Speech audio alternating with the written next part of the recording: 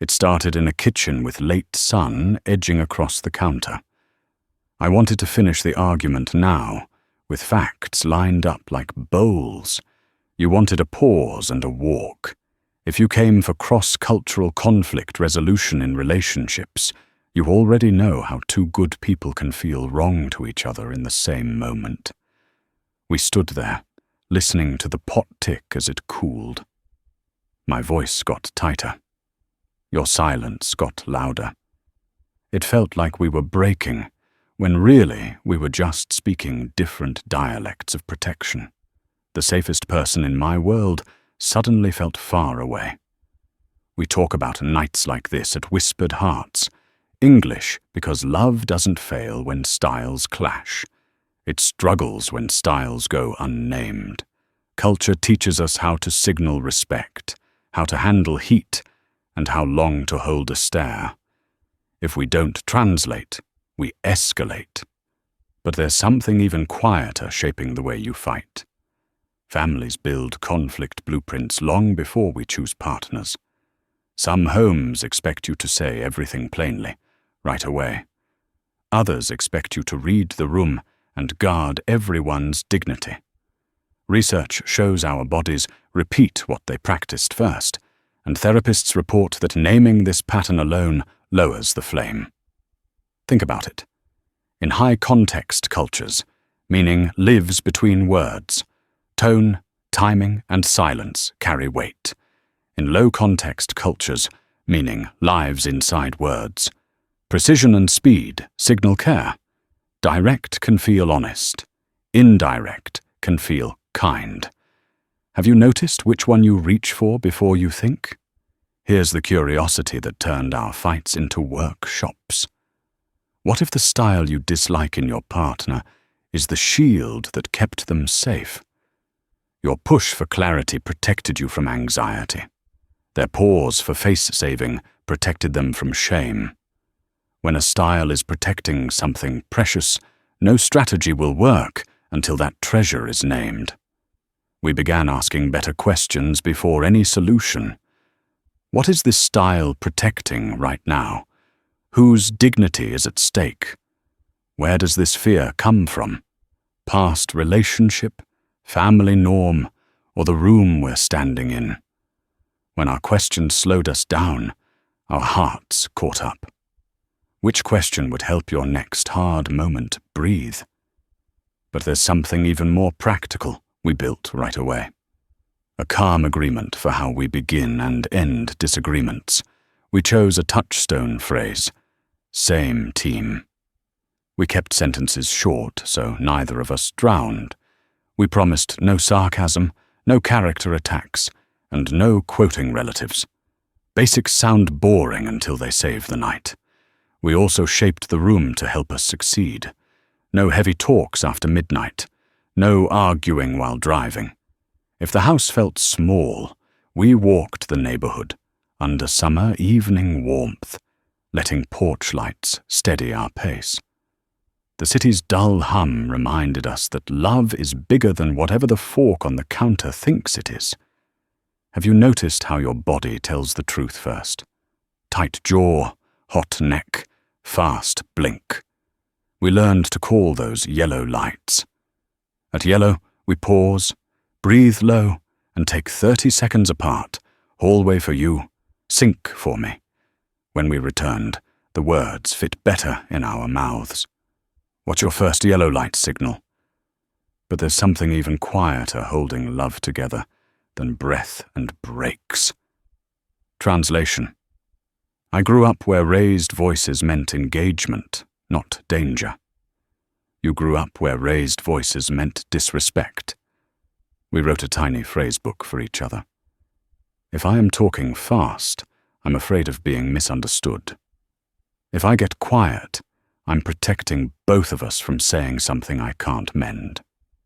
High context and low context differences show up in timing too. You prefer the full story before an answer. I prefer an answer before the story. We built a bridge with 2 steps. I give a headline first. I want to visit my family for a week. You give context next. Here's why this matters and what I need to feel okay. The order itself made peace. Here's a small retention check-in while your shoulders drop. In your last argument, did you want clarity or comfort first? What would it look like to ask for that directly next time? We kept a few simple rules close, even when we felt raw. We fight the problem, not the person.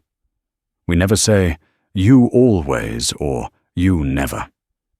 If either shows up, we take a 2-minute reset with a glass of water and a window. We anchor to one topic until it's faced. Those rules kept our boat from spinning in circles. But there's something even kinder than rules. Roles. In hot moments, one of us drives and one of us navigates.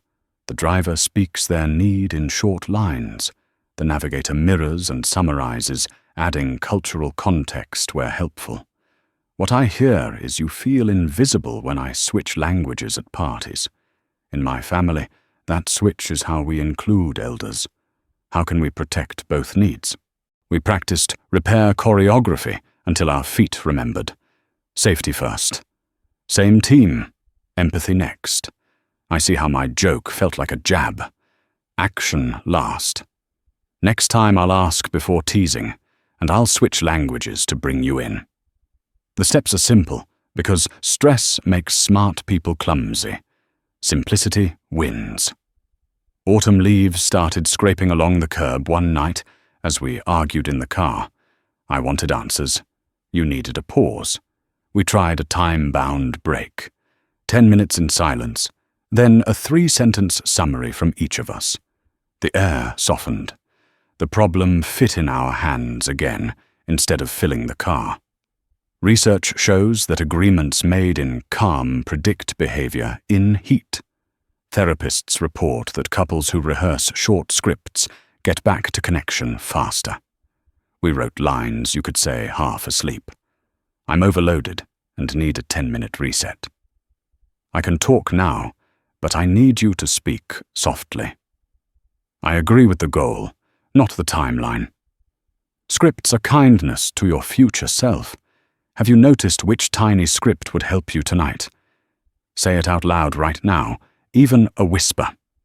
Does your chest loosen a little? But there's something even more important than scripts, meaning. Culture shapes the meaning of conflict itself. For some, conflict proves we care enough to fix things. For others, conflict risks tearing the family fabric, so harmony is holy. Once we named that, we stopped arguing about how big a topic felt. We asked first, what does conflict mean in your bones? We also made room for ritual.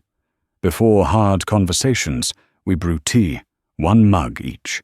We sit at the kitchen table with a single candle. In spring, the rain scent sneaks in through the screen and downshifts our nervous systems. Our brains learn the ritual means we are safe while we talk. Safety changes sentences. Here's a strong curiosity spike as we move from understanding to strategy. What if the point of conflict isn't to win the point? What if the point is to understand the boundary of the person you love well enough to protect it with them? A win is smaller than a bond. Which one are you reaching for in most fights? We use that question to handle public disagreements too. At a friend's cookout, I teased you about being late in 2 languages. It landed wrong. You grew quiet. I noticed, pressed pause on the joke, and looped you in. Later, we debriefed on a quiet sidewalk under streetlights. No inside jokes about lateness in public, you said. Loop me first. We set the line without souring the night, whispered hearts. English is here for that exact kind of repair. Not a place to keep score or be perfect. A place where hearts learn safer timing, kinder tone, and better questions. If you're tired of feeling misunderstood, this community holds space while you practice. We began using temperature checks at the start of hard talks. Green means go. Yellow means slow with care. Red means schedule it tomorrow. We paired that with topic containers. 15 minutes for logistics, 15 for feelings, 5 for plan. When the timer chimed, we paused. Boundaries kept us brave. Emotional expression norms vary, and that matters. In your family, silence signaled respect. In mine, silence felt like stonewalling. We met in the middle. If you needed silence, you named it and set a time to return. If I needed words, I asked for a headline and a hug. Both of us got enough to stay present. Have you noticed how fights repeat when the first 5 minutes look the same? We changed our openings. We started with the smallest true sentence. I'm scared we'll drift. I miss you. I want to feel important to you at parties. Small truths opened big rooms, but there's something even quieter that grew our courage. Aftercare. We treated post-conflict time as sacred. No sudden departures, no rewinding the worst line. We ate something small, took a block walk, and named one thing the other did well. The body remembers safety when the story ends gently. We also built a gentle code for holidays when stakes feel higher. We don't start heavy topics on the way to a gathering. We agree on signals if a comment stings. 2 taps on the glass means change lanes. A hand squeeze means I'm with you. We defend each other's dignity first, fix details later. Winter arrived with crisp air and a stretch of quiet evenings. We used the season to practice low-stakes disagreements. Which movie? Who gets the last blanket? We made it playful and named our styles aloud. I'm going direct now. I'm going indirect now. Laughter showed up. Practice stuck. Research shows humor helps bodies exit threat states. Therapists report that play makes learning durable. We kept a conflict blooper reel in our notes, phrases that sounded brave in our heads and weird out loud. We rewrote them together on Sunday mornings with pancakes and mercy. Have you noticed one phrase you want to retire? What will you replace it with? Try it on your tongue right now. But there's something even more practical that saves time. Triage. Not every topic deserves a summit. We asked, is this a preference, a need, or a value? Preferences bend, needs negotiate, values require creativity and time. Sorting kept us from spending value-level energy on preference-level moments. We also learned to switch channels when stuck. If speaking fizzled, we wrote. If writing tangled, we voice-noted with a time cap. If both failed, we took a drive with the radio low and eyes forward. Movement opened doors that eye contact locked. When distance stretched us thin, travel, late shifts, we used bookend messages, a morning anchor and a night wrap. Not novels, a handful of sentences and a picture of something ordinary. Sidewalk frost, the cat asleep like a comma, a skyline under pink clouds. The small proof of presence kept our tone gentle when hard topics popped up. Public versus private disagreement needed clarity too. In my culture, a quick public check-in, "Are you okay with this plan?" feels respectful. In yours, it can feel exposing. We moved that check-in to the car ride over, or the porch, before we walked in. Timing turned the same sentence into care instead of a gotcha. We made room for help when patterns felt sticky. Sometimes a neutral voice offers a better map. We stayed away from friends who chose sides. We chose mentors who loved both of us and understood our cultures with nuance. We're building a third culture, they said. Make decisions that feed it. But there's something even more tender that changed our fights. Gratitude. We didn't wait for anniversaries to say thanks. Thank you for circling back. Thank you for asking for my headline first. Thank you for switching languages to include me.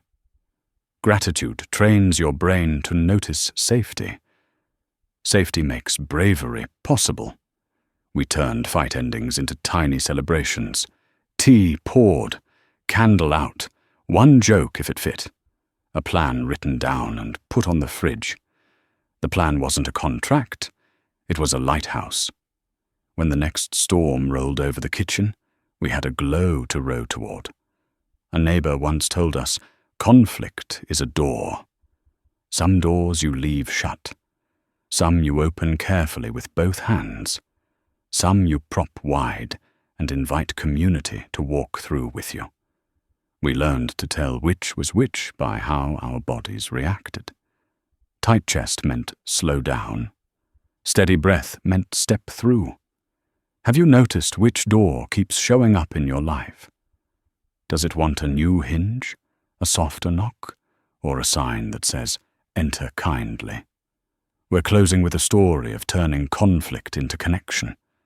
After a long week, we argued about money and family obligations. Voices rose. I reached for data. You reached for distance. Then we used our repair steps like a key. Safety. Same team. Empathy. You felt controlled. I felt abandoned. Action. Monthly check-in with shared goals and no surprise commitments without a text first. We ordered takeout. We played our song. We remembered that the point isn't to be right. It's to be real and together. What's one conflict resolution tip that works for you? Share it in the comments. Your sentence might be the handhold another couple needs on a slick Tuesday night. Community makes courage cheaper. Thank you for spending time with us. Whispered hearts. English exists. So your relationship has a porch light, a calm chair, and a better script. If this gave you one move you can try by Friday, you're already rebuilding the bridge. Tonight, try the smallest brave thing. Ask for clarity or comfort first. Name your yellow light. Offer a headline or a hug. Tomorrow, write your 2-line phrasebook and stick it on the fridge where the magnets hold love notes and takeout menus. And when the next storm rolls in, spring rain whispering at the window, or winter air making the city extra sharp, you'll know what to reach for. Short sentences, long breaths, shared meanings, gentle repairs. That is the real work of cross-cultural conflict resolution in relationships, and you already have the heart for it.